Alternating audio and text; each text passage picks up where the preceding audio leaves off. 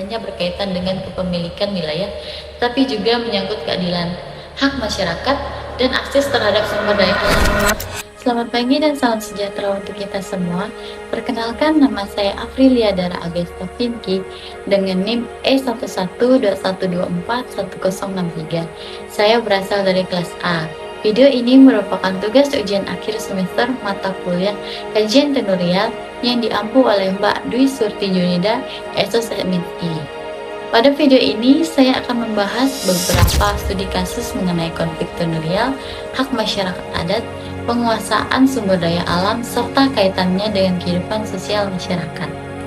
Pada soal pertama dibahas mengenai konflik tenurial yang sering terjadi antara masyarakat adat, perusahaan, dan pemerintah akibat perbedaan klaim atas wilayah atau lahan. Menurut saya, konflik tenurial sering terjadi karena adanya perbedaan pandangan mengenai hak atas tanah. Masyarakat adat sering menganggap suatu wilayah sebagai milik mereka karena telah dikelola secara turun-temurun. Sedangkan negara atau perusahaan menggunakan dasar hukum formal dalam menentukan kepemilikan. Jika dikaitkan dengan perspektif hak tenurial, hak atas tanah tidak hanya berkaitan dengan sertifikat, tetapi juga hak untuk mengakses, mengelola, dan memanfaatkan sumber daya yang ada di wilayah tersebut. Akibatnya nih, ketika pemerintah memberikan izin kepada perusahaan untuk membuka perkebunan atau pertambangan, sering terjadi tumpang tindih klaim dengan masyarakat yang sudah lebih dahulu tinggal di wilayah tersebut.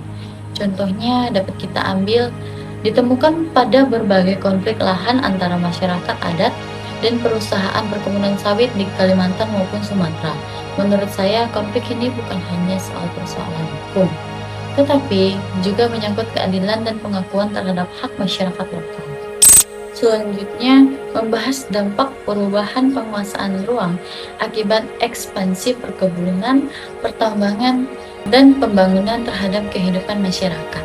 Menurut saya, perubahan penguasaan ruang memberikan dampak besar terhadap kehidupan sosial dan budaya masyarakat setempat. Jika dikaitkan dengan teori ekologi politik, perubahan ini terjadi karena adanya perebutan akses terhadap sumber daya alam yang melibatkan kelompok dengan kekuasaan yang berbeda. Ketika masyarakat kehilangan akses terhadap hutan, sungai, atau lahan yang selama ini menjadi sumber kehidupan mereka, maka tidak hanya ekonomi yang terdampak, tetapi juga budaya dan identitas mereka. Sebagai contoh, masyarakat adat yang sebelumnya bergantung pada hasil hutan terpaksa mengubah cara hidup mereka setelah wilayah tersebut berubah menjadi perkebunan atau kawasan tambang. Menurut saya, perubahan penguasaan ruang seringkali membuat masyarakat lokal menjadi kelompok yang paling dirugikan. Perubahan penguasaan ruang tidak hanya mengubah kondisi lingkungan, tetapi juga memengaruhi kehidupan sosial dan budaya masyarakat.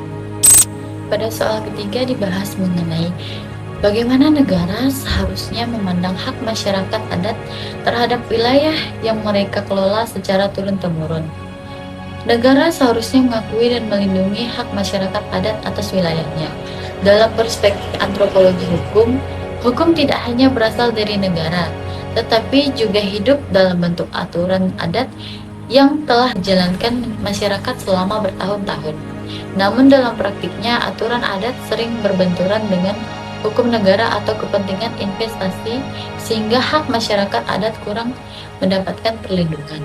Contohnya, masih banyak masyarakat adat yang mengalami kesulitan memperoleh pengakuan resmi atas tanah adat mereka meskipun telah menempati wilayah tersebut secara turun-temurun.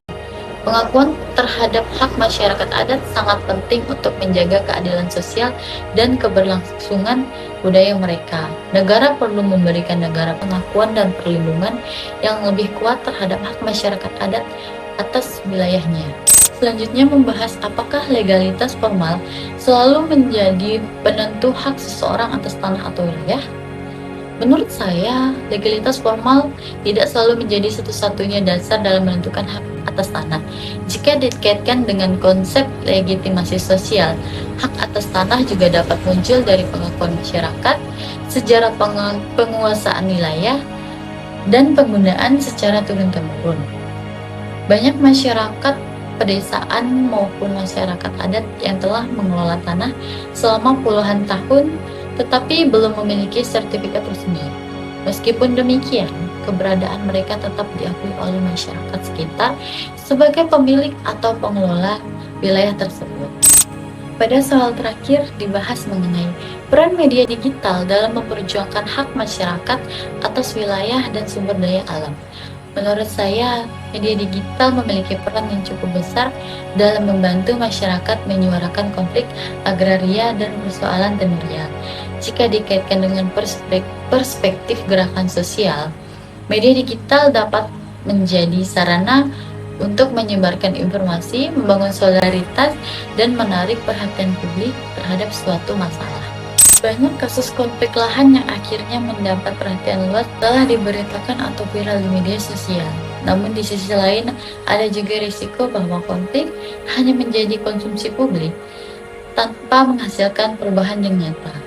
Menurut saya, media digital akan lebih bermanfaat apabila digunakan untuk edukasi, advokasi, dan memperjuangkan hak masyarakat secara berkelanjutan. Jadi, media digital tidak dapat menjadi alat yang efektif dalam perjuangan masyarakat jika digunakan secara bijak.